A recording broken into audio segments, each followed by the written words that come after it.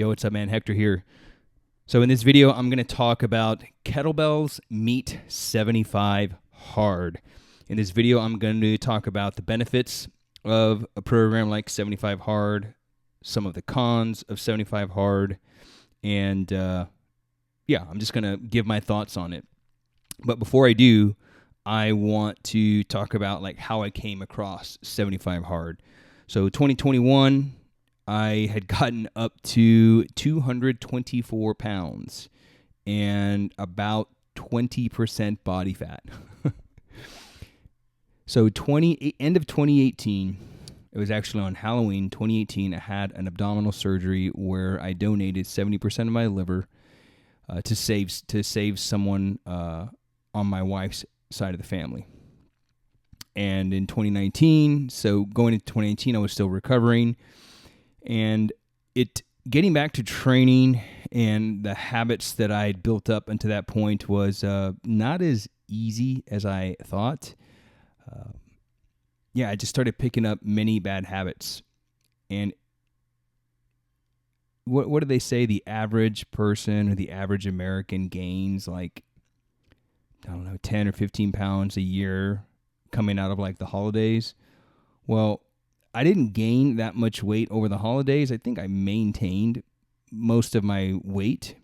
But this weight gain from like 190 pounds, maybe 200 at the heaviest. I was around 10%-ish body fat. I went from that to 224 and 20% body weight, 20% body fat over the course of like a 3 to 4 year period. And it's just one of those things that slowly creeps up on you to where, the lifestyle that I would follow is I would stay on point with my training, with my eating 6 days out of the week. And then one day I would indulge and have whatever it is that I enjoyed. Well, that one day a week turned into Saturday and Sunday. And then we started having family movie nights on Friday nights and then Friday, Saturday, Sunday. So at that point, just do the math, almost 50% of the time, I wasn't on point. My strength training became very lax. At this time, I was training primarily like barbell deadlift. And then after the surgery, I got away from barbell deadlifting. And quite frankly, I have to check my training log, but my training was not as consistent either. I had dialed back my jiu-jitsu training because, again, I'm recovering from the abdominal surgery. And my whole point there is it got difficult to get right back onto those daily disciplines that I was doing. And it got to a point in this weight gain journey, if you will, where I didn't even recognize who I was anymore. And when I say that, I don't mean like my actual identity as a person, like who am I as a person. When I say I didn't recognize who I was, I didn't recognize like the person and the habits and the characteristics that I had developed over that time. So I wasn't drinking water.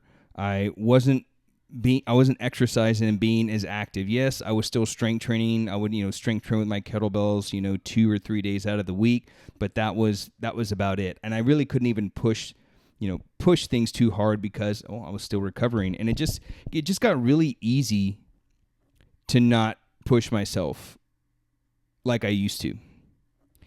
And I had been following Andy Frisella's podcast since like late 2019 going into 2020. I'd heard him talk about 75 Hard. And I was one of the guys that was like, man, no one, I don't think anybody needs to work out twice a day, 45 minutes.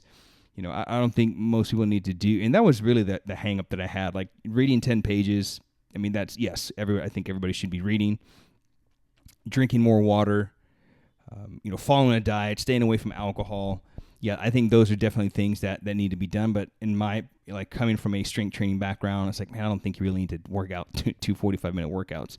Anyway, those are like my own like little preconceptions that I had. But then I was like, you know what? 2021 rolls around. I'm like 30 pounds overweight, and I don't recognize the person that I've become in terms of my habits. And so I was like, I'm going to do this 75 Hard thing, and I need something that's, I read up on all the standards and the requirements, And what I really needed was, I was like, I just need the consistency. I need something that's going to make me be consistent on a daily basis, because it's consistency, my friend, is the mother of success. Like, if you want to be successful, and I think in any area of your life, whether that's in, physically, emotionally, business, career, you just got to be consistent. It's the daily inputs inputs daily lead to the daily, it leads to the outputs that you're looking for. Okay. I think we all know this by now. And so success is really just a measure of inputs and outputs. And so that's what led me to doing 75 hard in the spring of 2021. I went from like 224, and I think I got down to 210. So I dropped about 14 pounds, and I went from 20% body fat. I want to say I got to maybe 15% body fat first time around. And I was able to accomplish it in my first attempt. And I think the reason why I was able to do that is, and I think this is just for everybody as a whole, is, once it comes down to making a decision, if you're what's the word, pussyfooting around, if you're just 1 foot in, 1 foot out, and you don't really make a decision to do the thing that needs to be done, you'll just never get to where you want to be. And it really comes down to just making the decision, this is what I'm going to do, and that's it. Right? And if you even think about the word decision, what it means is, the root word of decision is scission. Think about an incision with a scalpel. It means to cut away from the person that you used to be, to cut away from the habits that have been holding you back. And so that's what decision making is. It's to be definite and say, look, this is what I'm doing. And I think when I had entered into that mindset that I was just tired of the person that I had become up to that point, I just made the decision, and I was able to do it and go all the way through. And so what I'm going to touch on really quick is some of the benefits of 75 hard that I've been writing down in my training logs, and even, a couple of the cons, or maybe even, any cons. So I've completed 75 hard twice. I did the first, what Andy would call the boot camp. So that's the first actual 75 days. From there, he's got 3 other phases. So I did the boot camp, which was the first 75, and then I did phase 1. I was going to make an attempt at Live Hard, which is the whole training program, which is doing it all in 1 year, but I didn't know the details of the other phases, and I just didn't plan it out right. So I did the first one, 75 days, and then I did phase 1, and then I found out later that you have to wait 30 days between phase 1 and phase 2, and at that time, I was already coming towards the end of the year, so it would not, just the timing wouldn't have mapped out for me to be successful and complete Live Hard. So I did, the first 75, and then I did phase 1. And what I love about 75 hard, and now that I've gone through it twice, this is my 3rd attempt here as of making this video, I'm on day 13, is it requires you to be intentional about your day. And I think many of us go throughout our day unintentional. There's this concept in the Hardstyle Academy that we talk about that we call the path of passivity. And the path of passivity is man, meaning men's default setting is passivity. And this comes from our forefather Adam in the garden. So the scene, right? The fall of man happens. Eve eats of the fruit. She gives it to her husband, and he doesn't do anything to stop his wife, to protect his wife. He's passive. Then on top of that, God comes into the garden and he asks him, where are you? He's not asking for his geographical location. He's God. He's omniscient. He knows exactly where he's at. He's asking him, where are you in relation to me? Where is our relationship at? And what he did was he gave Adam an opportunity to confess and to atone and to be reconciled back to God. Well, Adam, instead of taking responsibility, he takes the path of avoidance. He avoids the situation, and he actually blames his wife. He says, the woman that you put in here. So 2 things happen. He says, the woman, right? So it's not my fault, it's her fault. The woman, He says that you put in here. So God, it's basically your fault because you put her in here with me. The woman that you put in here with me, she ate the fruit, she gave it to me, and I ate of it, right? So, and then God looks at the woman, and the woman doesn't take responsibility. She blames the serpent. So no one takes responsibility in the garden. They both choose the path of passivity, but primarily this comes down to the man being passive. Okay, so man's default setting is passivity, right? Oh, I'll just let my wife do it. She's better at it. I'll just let this person handle it. They're better at it. So we choose this. We live the path of passivity. And what's the problem with the path of passivity? Well, when we rely and we come back to that default setting of passivity, life begins to happen to us. We're not intentional. Life begins to happen to us, and when life begins to happen to us, like everything is no longer in our control. And what happens is, and when you live in a situation where life is no longer in your control, what basically happens is you become a victim. Okay, so as a result of living the path of passivity, we become victims because everything's happening to us. Well, this is what I love about 75 Hard is it forces you to be intentional. Like to drink a gallon of water a day, you have to be very intentional. You've got to plan that out. To get into 45-minute workouts, you got to be very intentional with your time, and you will quickly realize how much time you waste by going through a program like 75 Hard. There's two phrases. When we had our gym, there were two things that our students weren't allowed to say, and if they did, we had them, the consequences, if you will. And these are two exact phrases that are not allowed in our home. So with our kids, there are two things you're not allowed to say, and if you do, you got to owe us push-ups. You're going to do, there's going to be some things you're going to do for penance. And phrase number one is, I can't. I can't doesn't exist. Figure it out. We'll find a way. So there's no such thing as I can't.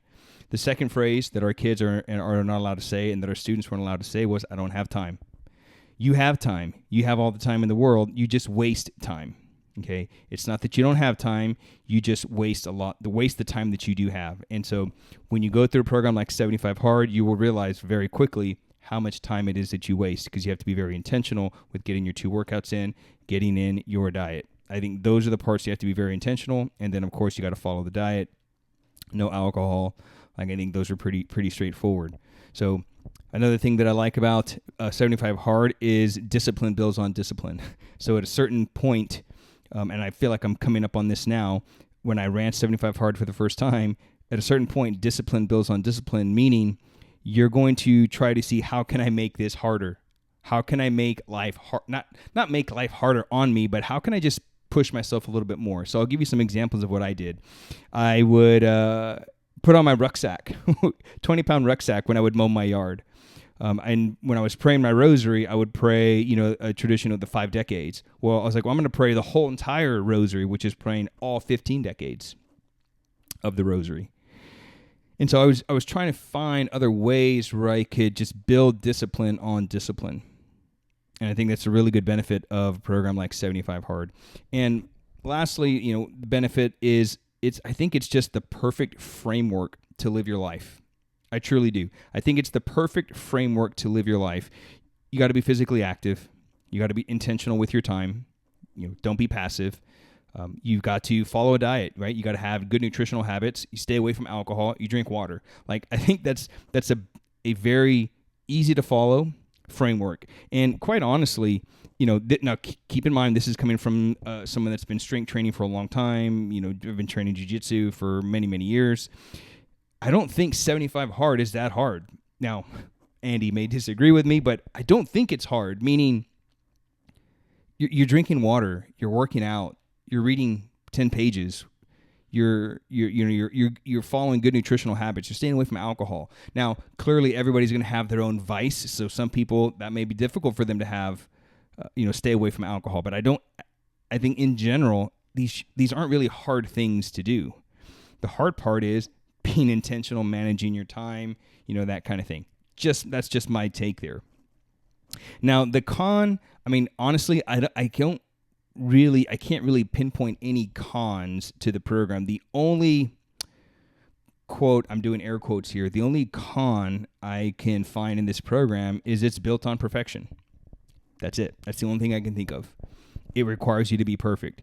You can't drink 127.5 ounces, you need 128 ounces.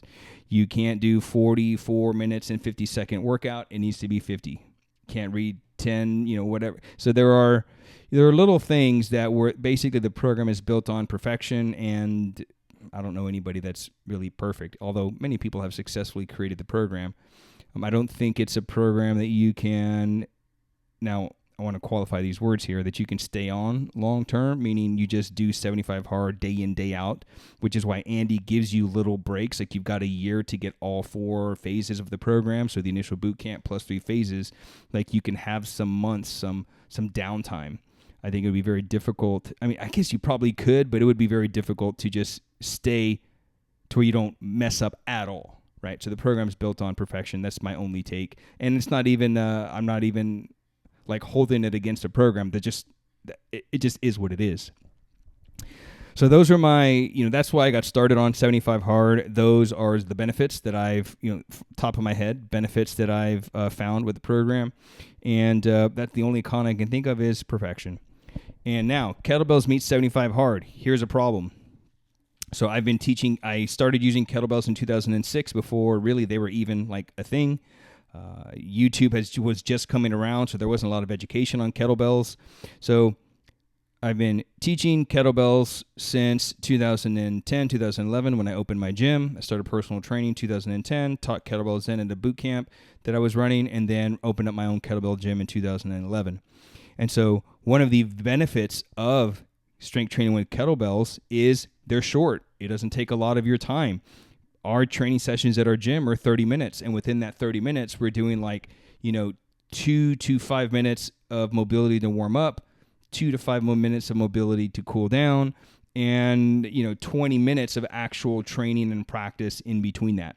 So, we're talking maybe 30 minutes tops for a kettlebell training session. Well, we got to train for 45 minutes.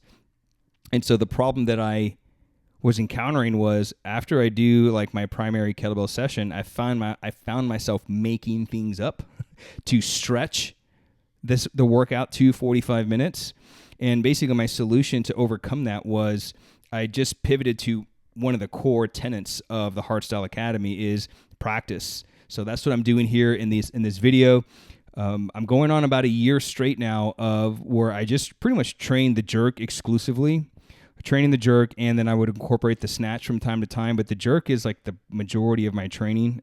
And then, of course, there's jiu-jitsu 3 days a week. But I pivoted to a practice to where I would set, okay, let's say, for example, I would do, 30 minutes of double jerks, and there were times where I would do them on the minute for 30 minutes. So we're doing 30 sets in 30 minutes. And then day 2, I would do 36 minutes. And then the day 4, I would do 44 minutes. So that's an example of how I would scale that. And now that's only 3 days per week. But then I needed to add basically 4 other days, So we've essentially, after doing 75 hard a couple of times, I've designed an entire training protocol, kettlebells for 75 hard, and that's available to our members inside the academy.